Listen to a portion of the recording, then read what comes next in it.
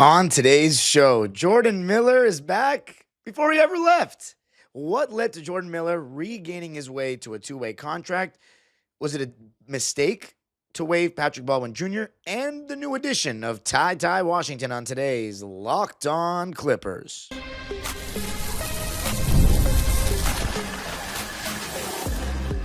You are Locked On Clippers, your daily Los Angeles Clippers podcast. Part of the Locked On Podcast Network, your team every day. Yes, sir. You were locking in with the Clips. Thank you for making Locked On Clippers the first listen of your day, your team every day. I'm your host, Darian Vaziri, born and raised in LA, been a Clipper fan for 20 years, been covering the team for 5 on my own YouTube channel, Dime Dropper, and 3 right here on the Locked On Podcast Network. Your team every day. Make sure you subscribe and hit the notification bell on YouTube and listen wherever you get your podcasts. Today's episode, we're talking about some young guys or younger guys. Jordan Miller has secured his way back to the Clippers on a two-way contract. To make that two-way spot available, the Clippers waived Patrick Baldwin Jr. So I'll be talking about the decisions, what led to these decisions, why we made them, and then TyTy Washington signing a contract with the Clippers. So let's begin with Jordan Miller. I kept saying that Jordan Miller's an NBA player. I want him to still be on this team. And that was before I said, he is now, he became the first player that I ever asked a question to in media as a media member. So obviously Jordan Miller will always have an even higher sentimental value for me now. But if we're just talking about the basketball, like taking me out of it, Jordan Miller in Summer League, both last year and this season, and this offseason, was exceptional.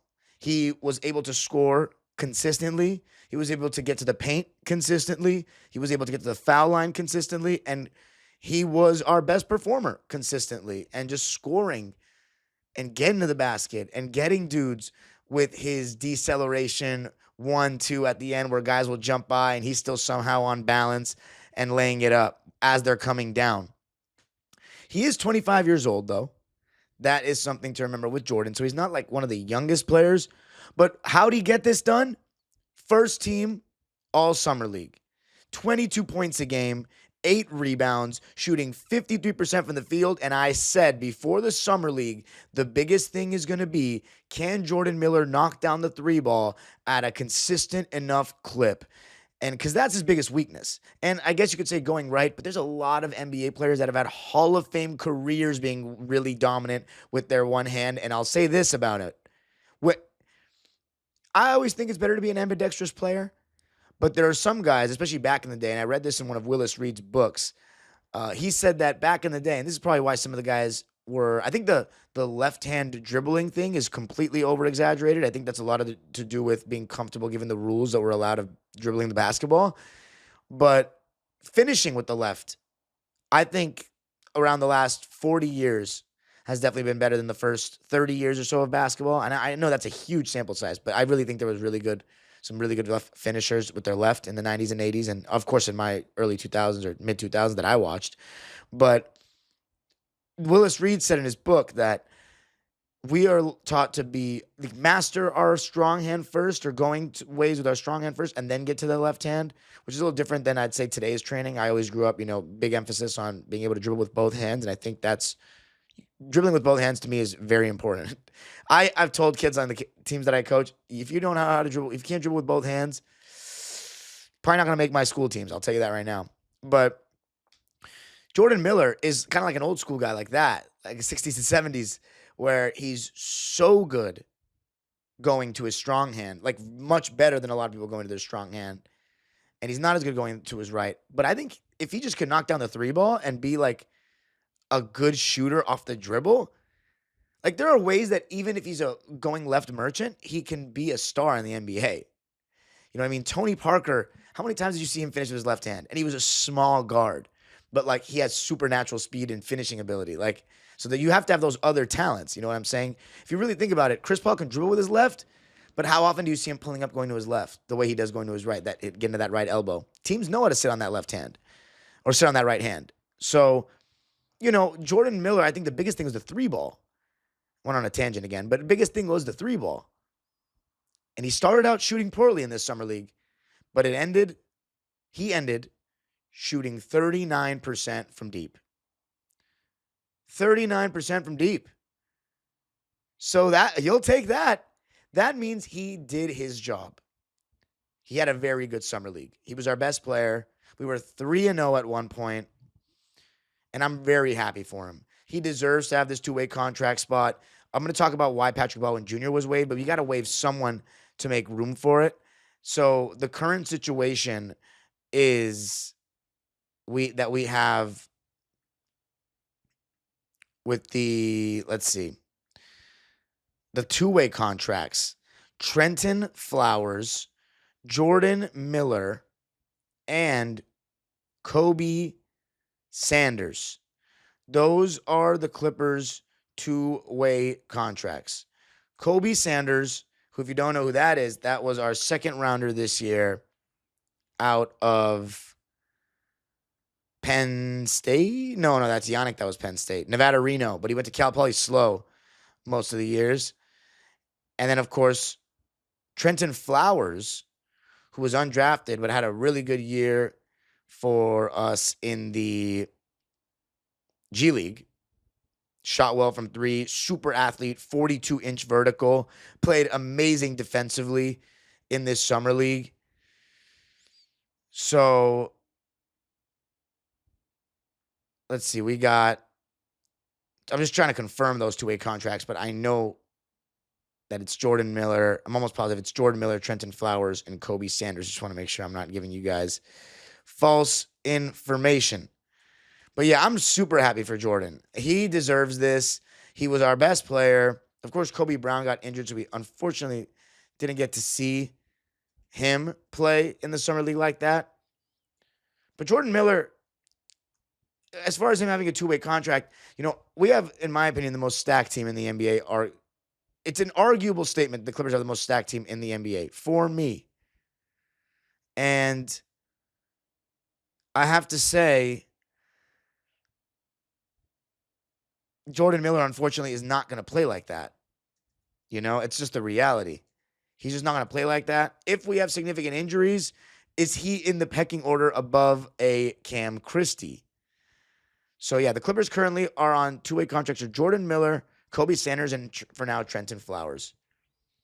So, I don't know how much we'll be seeing them in the actual Clippers season.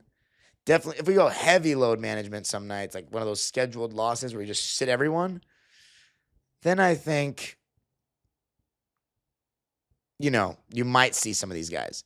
But if you're invested in these guys' futures, and I'm invested in all their futures, definitely keep tabs on our G League team. If you live in San Diego, I know we got a lot of fans that live in San Diego that I don't address because I'm so like LA versus the world. If you live in San Diego or you live in that area, definitely go support our G Leaguers. The Clippers originally were in San Diego, so if you're a Clipper fan because of that, from San Diego, I totally think that's valid. I totally think you are one of us, even though the commute is, further and you're not really in this Laker Clipper beef all the time. But absolutely, definitely check out our G League team. I bet it's not too expensive or anything like that. The reason why I say I don't know is because I've never gone to a G League game. But anyway, coming up, going to talk about the new addition of TyTy Washington. What do we need to know about him? We're going to be talking about him coming up. I got to tell you a little something about 5-Hour Energy. Time to fuel up and turn it up with 5-Hour Energy Transfusion. It brings the bold grape, ginger, and lime flavor of your favorite golf drink, minus the alcohol, into a quick, energizing shot. So whether you're doing anything, going to a party, playing sports, and you need a little boost, 5-Hour Energy is the wave. Let's be honest. Some days just aren't your days. I've had moments where, I'm on 2 or 3 hours of sleep, waking up for a tournament for my teams on the weekends. And I've honestly, I'm more worried about the drive, if anything, falling asleep on the road. That's where 5-Hour Energy gets me going. Golf is all about times with good people and good flavors, of course. And same with basketball, coaching, sports, whatever you're going to do. If you go to 5hourenergy.com today, that is the number 5 ourenergy.com, you can use my promo code LOCKEDONGOLF to receive 20% off your order. This offer is only valid until September 30th on one order and cannot be used with other promotions. The code is not good on subscription orders. Whether you're meeting up with friends or trying to turn 18 holes into 36, get the energizing boost you need to power through. Order transfusion flavored 5-hour energy shots today.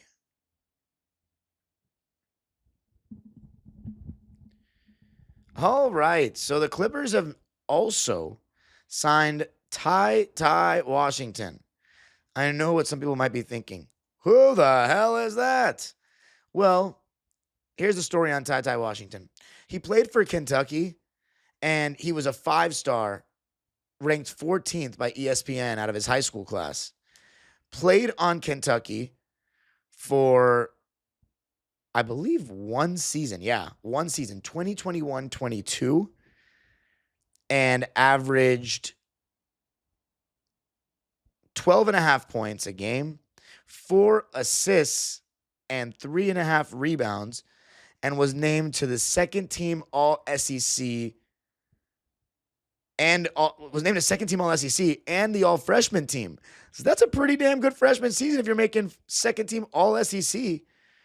And then he declared for the draft and was drafted 29th overall. So we're talking about a first-round pick, just like Patrick Baldwin Jr. So I see what the Clippers are doing, just trying to take a chance on these late first-round picks because we haven't had some first-round picks some of these years, and we're not going to have first-round picks going forward, really. So having as many as we can is good. So he got drafted by the Grizzlies in 2021-22, but the Grizzlies traded TyTy Washington and Walker Kessler, I didn't even know this, to the Timberwolves on draft night for Jake LaRavia. And the Timberwolves traded Washington to the Houston Rockets for Wendell Moore. Wow, the Minnesota Timberwolves or the Grizzlies had Walker Kessler? What a fumble. Man, honestly, hold on a sec. Before we get back into TyTy Washington, that's kind of interesting. We might as well just talk about that for a sec. Walker Kessler was drafted by the Grizzlies 22nd overall in 2022 and was traded to the Wolves with TyTy Washington for Jake LaRavia. And then 2 weeks after being drafted, he was traded with Pat Bev, Jared Vanderbilt. Oh, he was in the Rudy Gobert trade. Oh, never mind. Damn, what do you think? Clipper Nation, I know it's not related to us, but would you have, Patrick Beverley's involved, so maybe you can say it is. If you're the Wolves, would you have kept Kessler and Pat Bev and Vando and Malik Beasley and the 4 future first-round picks for Gobert? Because the thing about Gobert is he's helped them get to 2 conference finals in 3 years. I don't even like Gobert like that, but that speaks for itself. So, I don't know. Walker Kessler does a lot of what Rudy Gobert does, but he's not quite as good as Rudy Gobert, and he's not as seasoned as Gobert in what he does and just being an NBA player. So, interesting stuff there. But yeah, so essentially, TyTy was traded to the Rockets. That's where I remember him, watching him play. He was on the Rockets. So, in his first season, he only played 31 games. Mind you, this was not even a good Houston Rockets team. So, on a team that only won 22 games, I called them the most dysfunctional NBA team in NBA history, the 2023 Houston Rockets. Steven Salas was their coach. He played 31 games for that dysfunction, and he averaged 5 points a game on 36% shooting and 24 from 3 and 56 from the line. So I'm not going to go off. Oh, yeah. What kind of player is he? I should talk about that before I just read stats. So I cannot say that I've watched enough TyTy Washington film in full game situations to speak on him with confidence. I can be honest with that. He has only played a maximum of 31 games in an NBA season, and that came for a team that had 22 wins that I absolutely was not watching. The thing is, I wish I had watched more college. I actually do really enjoy watching college basketball because it's much more applicable to the stuff that I coach, and it's just different, and it's harder to get buckets for a majority of reason or for a large amount of reasons. But TyTy Washington, I didn't get to see him at Kentucky. I think that would have been the place to really see him. But in his highlights, here's what I can say. And I hate highlights because it doesn't tell you, it tells you what a player can be. It just doesn't tell you how good he really is. But he has point guard skills, combo guard skills. He's 6'3", so it'd be in the NBA, he's a point guard. He had some nice playmaking moments in pick and roll. He had some nice moments coming off screens and exploiting drop coverage, whether it be hitting floaters in the in-between game or pulling up for the mid-range. And he had some nice moments catching and shooting from three. So offensively, he seems like he can score from three levels. He seems like he has talent for sure. I mean, he looks smooth out there. So I'm happy that we got someone like this. That's a first-round pick. By the way, he's going to be on an Exhibit 10 deal, from what I understand. And I'm going to explain what that is again because I don't even remember off the top of my head what it is again. So I'm going to explain it for all of you guys. An Exhibit 10 contract in the NBA is a 1-year minimum salary contract with a potential bonus for players who join the team's G League affiliate. These contracts are often used during training camp to evaluate players before the season starts. If a player is waived from their Exhibit 10 contract and then joins the team's G League affiliate, they can earn a bonus by playing a certain number of games with the affiliate. So it's a training camp opportunity. Remember, I believe Kai Jones was on an E10 last year, and they can be converted into two-way contracts before the regular season starts, but we already have those 3 two-ways. So we'll see with TyTy Washington. He's going to have a chance in training camp. So we still have one standard roster spot open. We have 14 standard contracts, and I truly don't believe they're going to do it because if they like TyTy Washington, they can give him a two-way and then put one of these guys on and give him that last spot. So I don't see us, and maybe they want that flexibility anyway. Maybe you don't need to have 15 standard contracts. You have 14 guys and you have 3 two-way guys. So that's the story with TyTy Washington. As far as like his stats, what he's done in the league, I mean, the Rockets traded Washington to the Atlanta Hawks in a 5-team trade, and then he was traded again to the Thunder along with Usman Garuba, Rudy Gay, and a 2026 second-round pick in exchange for Patty Mills. Wow. And then he was waived by the Thunder before he even played a game. Then he signed a two-way with the Bucks in 2023-24. So that's why he only played 11 games with the Bucks. I mean, 1 point a game. I mean, this is not a real sample size. So what he was doing most recently was last year he was playing for the Suns on a two-way. And he averaged 2 points a game for the Suns in 16 games. So there's nothing to go off of, really, with TyTy Washington in the NBA. You know what I mean? But we could look at the Suns G League team real quick, the Valley Suns, and see what they did last year and see if TyTy Washington had a good year. So let me check that real quick. Valley Suns 2024-25 were 20-14 in the G. And let's see. Team and player stats. It's crazy that Basketball Reference has stats for the G League like this. TyTy Washington was their leading scorer, 22 points a game, and he played 21 games, 5 rebounds and 7 assists, and a steal on 48, 43, 73 splits. So there you go. He balled in the G. So did Colin Gillespie, by the way, but Colin Gillespie's on the Suns. Like, he got signed. Then there's a lot of familiar names. You got Oso Iguodaro, who plays on the Suns. You've got Diakite, that won the national championship with the Virginia Cavaliers.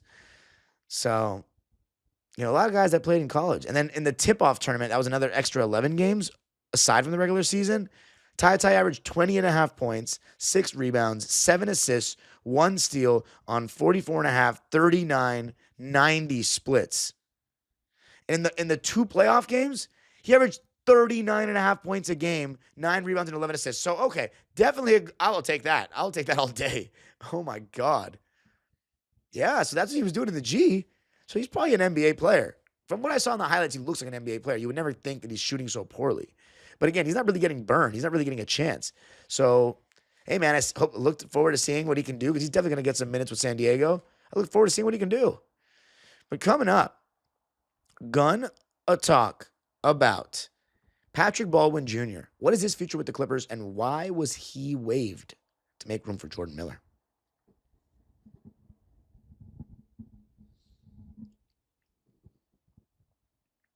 All right, so the Clippers signing Jordan Miller to a two-way contract, waiving Patrick Baldwin Jr. Now, here's the thing about Patrick Baldwin Jr. He is a talented player. He can knock down the three ball. He's really tall. He's strong. He's a good 6'9". But I will say, if you had to see in this summer league, and I talked about it, I said Patrick Baldwin Jr. might be a better prospect than Jordan Miller. He's a first-round pick. He's still only 22 years old, whereas Jordan Miller's 25. He's 6'9", and I think he's listed at 220 in his rookie weight, but I think he definitely weighs more than that. And he was a 28th overall pick. So he can really shoot the lights out. But I think his shot selection isn't great. I had some references to Michael Porter Jr. for Patrick, where because he has the size to get off any shot that he really wants, and he is a great shooter with range, he doesn't think any shot is a bad shot for him. So every time he catches the ball, he's looking to pull, and it kind of feels like black hole energy. Like, you get the ball to him, and you're not going to get it back. The ball's not going to really move.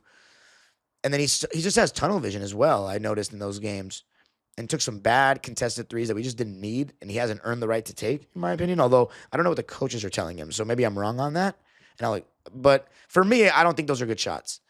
So Patrick Baldwin Jr., I really believe in him though long term in terms of being an NBA player. I do. I think he can improve defensively, laterally, just staying in front.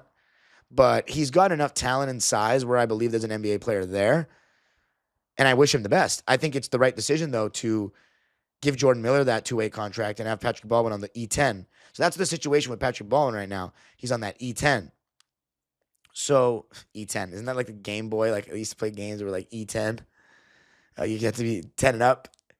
I remember, dude, the freaking Ninja Turtles video game, my friend, he couldn't play games because it was E10. That pissed me off. Anyway, Patrick Baldwin Jr., yeah.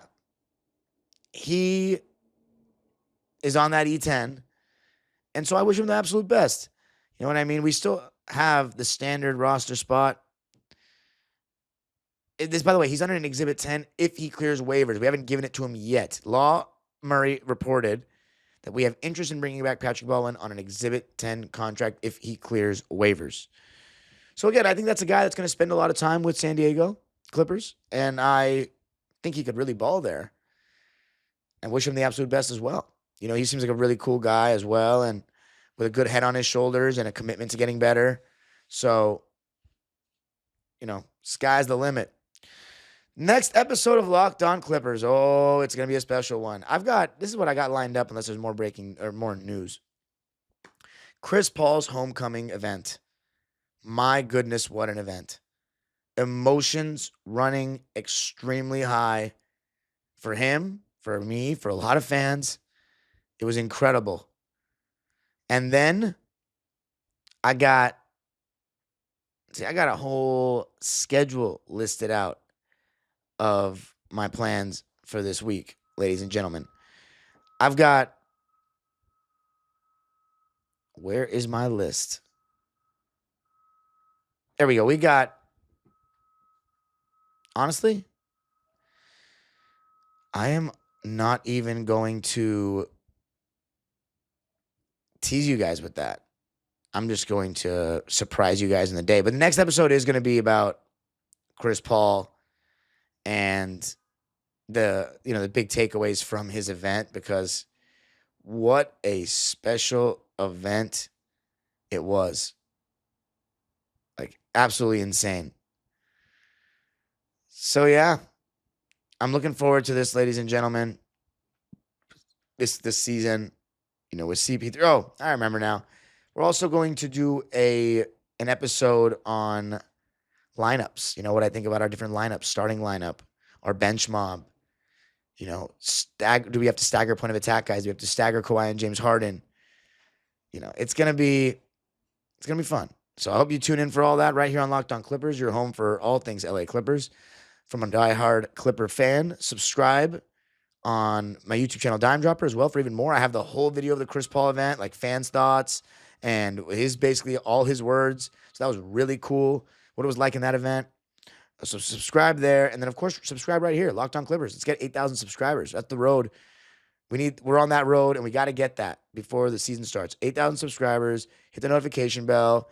You already know how it is. Go Clippers. I'm happy for Jordan Miller. And hopefully TyTy Washington and Patrick Baldwin Jr., we see some great things from them long term down the road. The age-old proverb continues. Go Clippers.